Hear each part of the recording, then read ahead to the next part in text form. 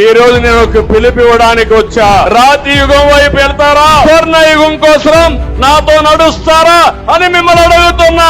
జగన్ కు తెలిసింది రద్దులు, గుద్దులు, ఒక్కుడు, నొక్కుడు, కూల్చివేతలు, దాడులు, కేసులు తప్ప ఇంకేమీ తెలియని వాడు జగన్మోహన్ రెడ్డి. ఎప్పుడు కూడా ఒక పాయిజన్ మారిగా, ఒక స్నేక్ మారిగా ఇతను ప్రతి ఒక్కరిని కుట్టి మీ జీవితాలతో ఆడుకునే పరిస్థితి. రాయలసీమకి 90% సబ్సిడీతో డ్రిప్ ఇరిగేషన్ ఇచ్చిన పార్టీ తెలుగుదేశం పార్టీ. ఇచ్చాడా? ఇప్పుడు వచ్చిందా? ఈ రోజు జనవరిలో క్యాలెండర్ అన్నాడా, డిఎస్సి అన్నాడా, మెగా డిఎస్సి అన్నాడా, ఒక డిఎస్సి పిలిచాడా, ఒక్కరికి ఉద్యోగం వచ్చిందా? మళ్ళీ జాబు రావాలంటే కియా మోటార్లు అయితే 10 లక్షల కార్లు తిరుగుతున్నాయి రోడ్డు మీద. అది చూసినప్పుడు నేనే జ్ఞాపకం వస్తా. అది తెలుగుదేశం పార్టీ సత్తా.